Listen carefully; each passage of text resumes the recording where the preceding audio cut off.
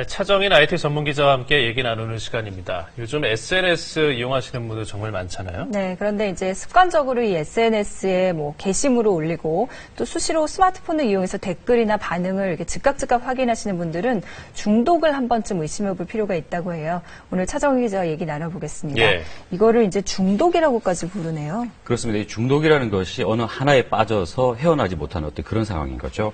보통 이제 인터넷 중독 그리고 스마트폰 중독 이렇게 구분을 하는데 SNS 중독은 스마트폰 중독에 더 가깝다고 보시면 되겠습니다. 예. 우리나라 사람들이 스마트폰 중독 어느 정도 심각한지 조사한 결과가 있다면서요? 스마트폰 중독은 모바일 기기를 과다하게 사용하는 어떤 습관을 말하는 거죠. 우리나라의 지난해 조사를 보면요. 청소년과 성인 스마트폰 사용자의 한 14.2% 정도로 나타났습니다. 2011년도에 8.4%였거든요. 해마다 증가하고 있는 그런 양상이고요. 보통 스마트폰을 만지면서 주로 많이 하는 것이 이제 SNS죠. 대표적으로 페이스북이나 트위터, 그리고 요즘에는 인스타그램 이런 것들을 많이 사용하게 되는데 이런 SNS 중독은 질병적인 의미라기보다는 습관적인 문제에 가깝습니다. 예를 들면 아침에 일어나서 자기 전까지 몇 번이나 SNS를 확인하느냐, 어떤 이런 것들이 되겠죠. 예. 또 다른 의미로는 SNS가 자신을 드러내는 도구이다 보니까 이미지를 관리한다는 것이 어느덧 헤어나지 못하는 어떤 그런 상태에 빠지게 된다는 얘기거든요.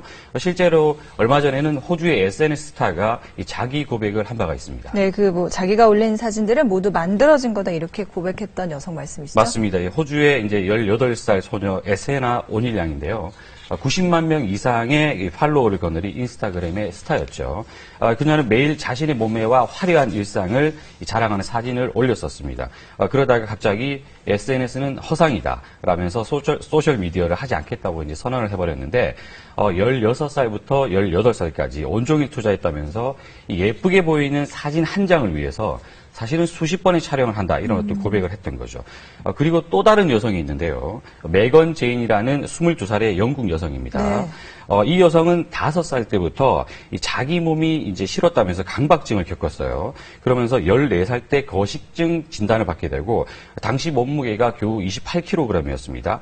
치료를 해서 어렵게 거식증을 극복을 했는데 그러다가 이제는 이제 폭식을 하게 됐고 살이 찌게 됐죠. 그러다가 이제 몸매에 대해서 또 집착을 버리지 못하고 있을 때 자기 몸 긍정주의를 실천하고 있는 한 여성의 SNS 사진을 보게 됐답니다. 그러면서 전환점을 맞이하는데 그 이후로는 이제 자신의 울퉁불퉁한 그런 몸매를 SNS에 올리면서 자신감을 갖게 됐고 지금은 그런 그녀를 좋아하는 어떤 그 사람들이 한 4만 명 정도 생겼다고 해요. 팬들이 있네요. 네, 그러니까 두 여성의 경우를 보면 정반대지 않습니까? 그러니까 SNS를 보는 시각이 얼마나 다르냐를 보여주는 사례라고 할 수가 있겠죠. 예. 그러면 어떤 게 SNS 중독인지 좀 예를 들어서 설명해 주면 좋을 것 같아요. 페이스북을 예로 한번 들어볼게요. 예. 페이스북이 원래는 이제 지인 기반의 소셜 네트워크 서비스였거든요. 그런데 이제는 소셜 미디어 기능까지 하기 때문에 페이스북을 보는 사람들이 많아졌습니다.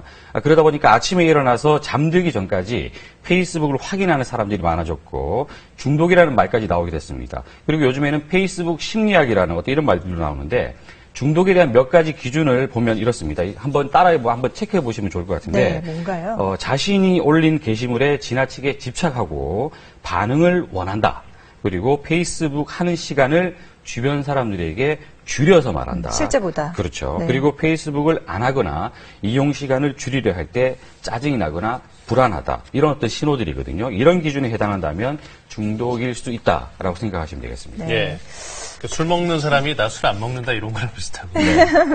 특히 이제 공감이 가는 게 이제 누가 내 글에 댓글을 달거나 하면은 네. 설정을 어떻게 해느냐에 따라 바로바로 알람이라는 게 뜨잖아요. 네. 또 그게 이제 자꾸 확인을 하게끔 유인하는 것 같기도 해요. 그렇죠. 이제 페이스북에는요, 댓글 다는 것 말고는 이 좋아요라는 버튼을 누르는 거 하나밖에 없어요.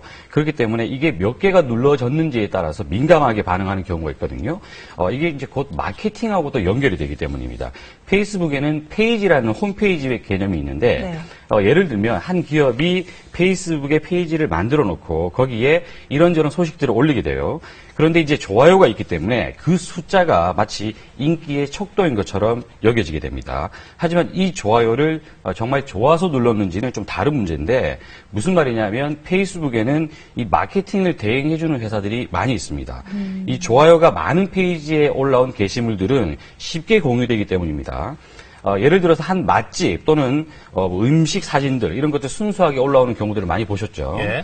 그런데 이게 이제 일종의 광고 대행으로 이루어지는 경우들이 있다는 거죠. 대행. 제가 자료를 하나 갖고 왔는데요. 네. 이거는 이제 한 어떤 음식점을 개설한다고 해서 한번 받아봤습니다. 예, 보시다시피 좋아요가 40만 개가 있는 페이지에 게시물을 올릴 때는 건당 120만 원을 받는다는 얘기가 나오죠. 예. 그러니까 이런 것처럼 가격이 천차만별로 이렇게 달라지고 있어요. 그리고 또 좋아요 숫자 자체를 늘려주는 그런 거를 또 대행해주는 회사들이 또 많이 있습니다. 그렇다면 돈을 얼마를 내면 뭐 100개를 늘려준다, 200개를 늘려준다 하는 어떤 그런 식으로 유혹을 하거든요. 이런 것들은 대부분 다 외국인 계정으로 들어오는 경우가 많기 때문에 사실 진짜라고 보기는 좀 어렵죠. 예. 그러니까 SNS가 결국 사람들을 유인하려는 그런 행태들을 보이기 때문에 그렇습니다. 여기서 좀 소위 말해서 낚이지 않고 네. 좀 절제하고 예방할 수 있는 방법 뭐가 있을까요?